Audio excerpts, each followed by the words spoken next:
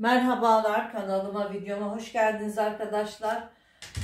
Bu triko kumaşımdan hırka dikeceğim arkadaşlar. V yaka bir hırka dikeceğim. Bakın 1, 2, 4 kat yaptım. Kumaşımı 4 kat yaptım. Kumaşımın üzerinden şöyle bir düzeltme çizgisi çekiyorum. Ve kumaşıma öncelikle ense ölçümü 9 santimi yerleştiriyorum. 13 santim omzum var arkadaşlar. 2 santimde dikiş payı veriyorum yaka için, kol için. 15 santimden omzumu işaretliyorum.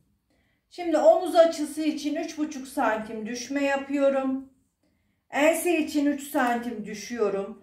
Hemen pratik ensemi çiziyorum. Omzumu da çiziyorum. Evet arkadaşlar.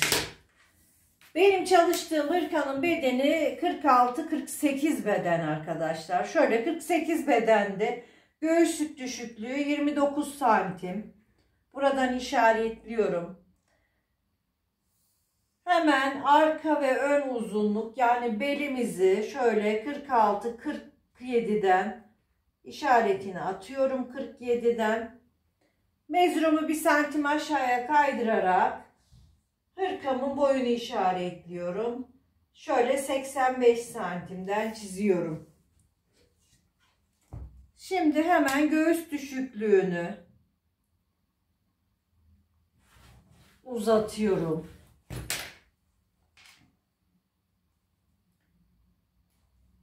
Bel hattını uzatıyorum.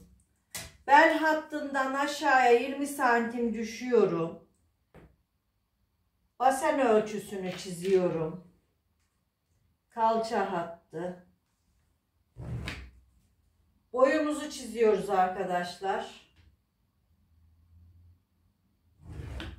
Evet, şimdi ölçülerimizi yerleştireceğiz arkadaşlar.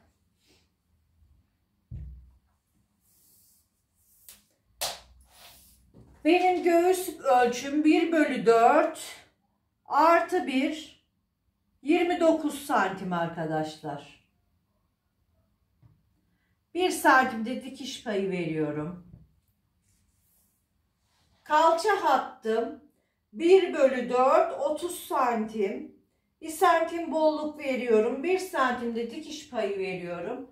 İşaretini atıyorum arkadaşlar.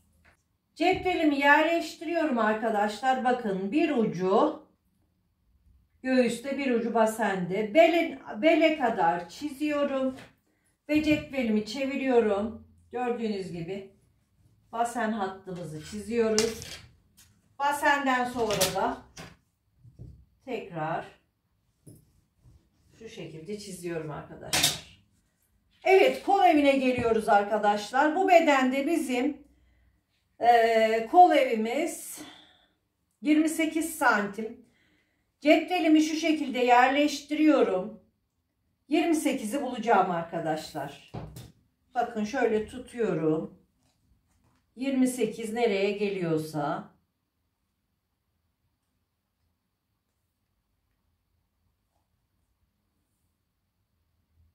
Biraz daha indiriyorum. Hatta 1 santim 2 santimde büyük yapalım ki, çünkü arka ve ön birlikte çalışıyoruz.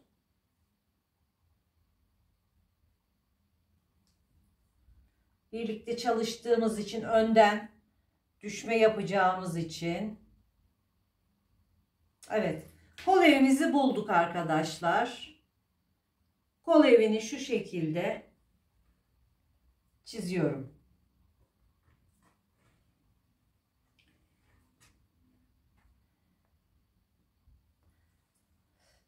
Evet, ön ve arka bedenimiz çıktı. Şimdi hemen kesiyorum.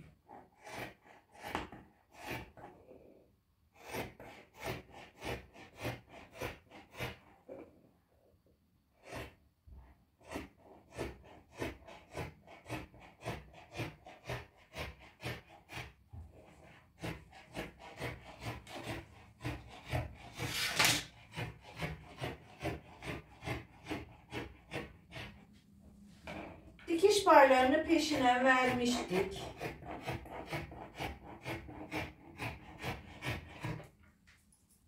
Evet arkadaşlar, gördüğünüz gibi arka ve ön kalıbımız çıktı hırkamızın. Şimdi tek katını alıyorum.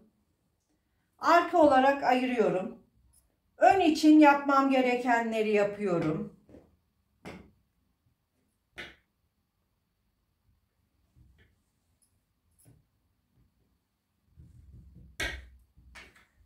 Evet, ben hırkamı 0 yakalı yapacağım arkadaşlar, ya da V yaka yapalım.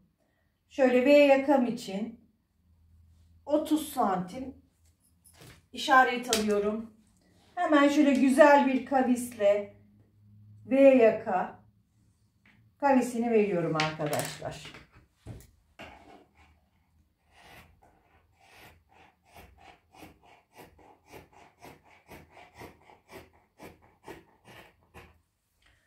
Omuzdan 1 santim düşme yapıyoruz. Ön bedenden. Şöyle hemen şuradan da bir tıraşlama yapalım.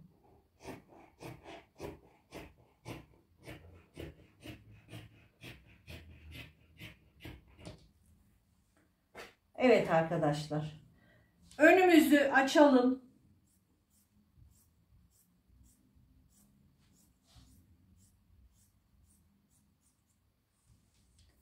Ve kolumuzu keseceğiz arkadaşlar.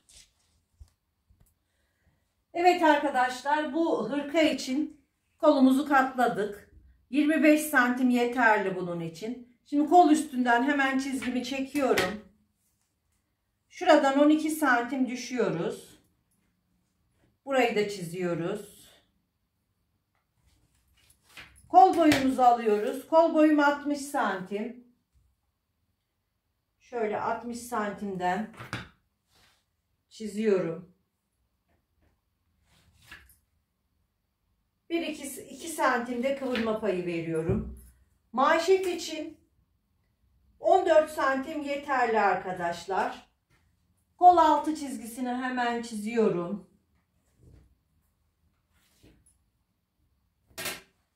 Kolumuzu pratik bir şekilde kesiyoruz.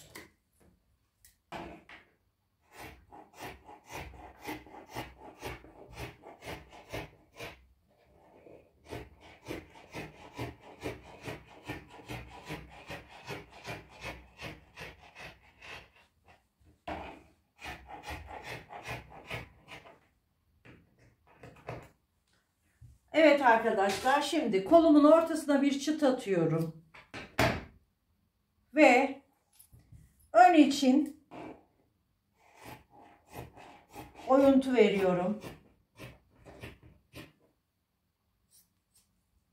Ön çıtımı da atıyorum. Kolumuzun kesimi tamam arkadaşlar. Şimdi hırkamın önüne bant için kendi kumaşımdan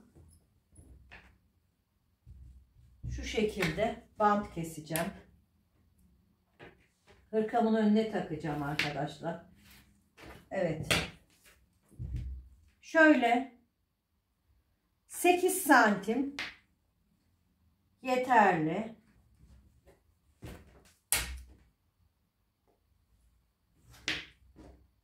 Sekiz santim daha kesiyorum. Yetmeyebilir. Hırkamın kesimi bitti arkadaşlar.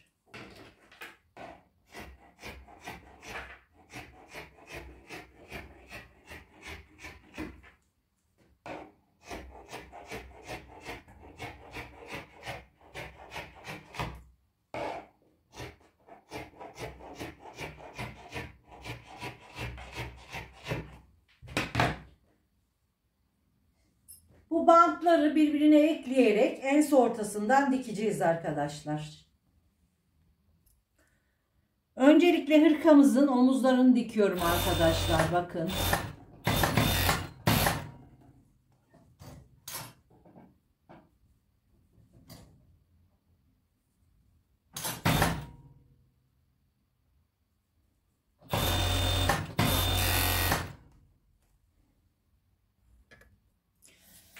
Evet arkadaşlar, hırkamızın omuzlarını diktik. Hemen şöyle bant için ölçüyorum.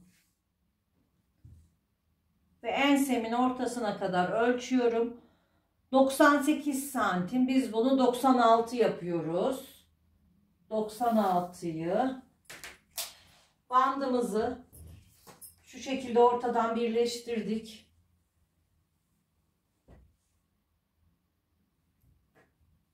Bantımızı ölçerek hırkamıza iğneleyeceğiz arkadaşlar.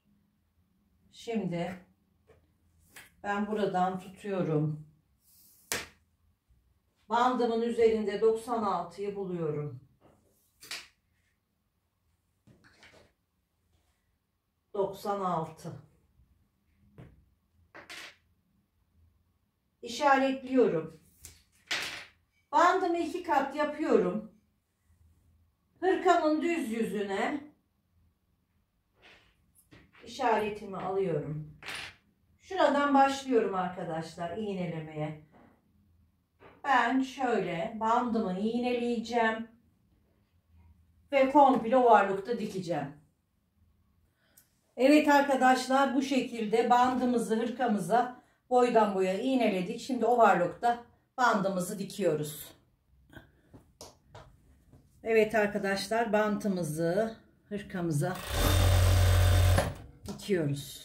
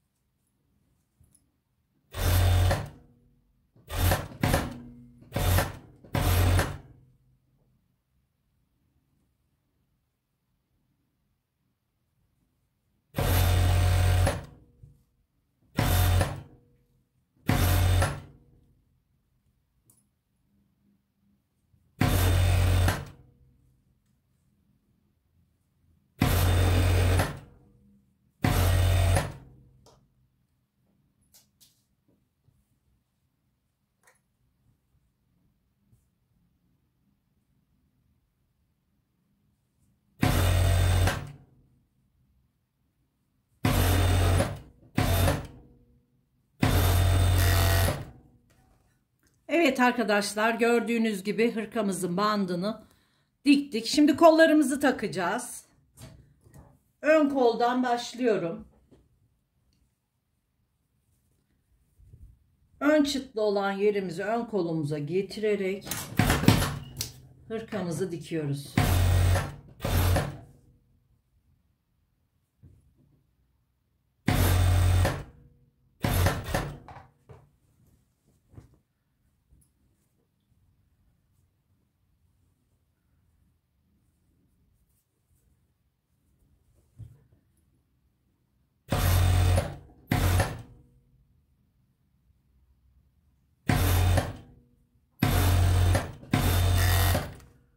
Kolumu taktım. Hemen hırkamın yanını kapatıyorum.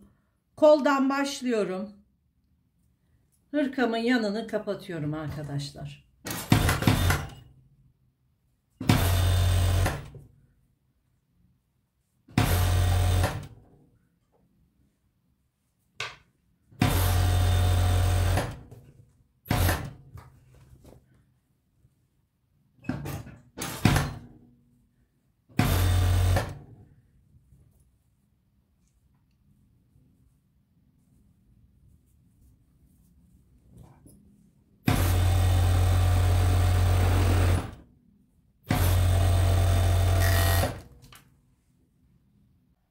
Evet arkadaşlar, hırkamızın son hali bu şekilde.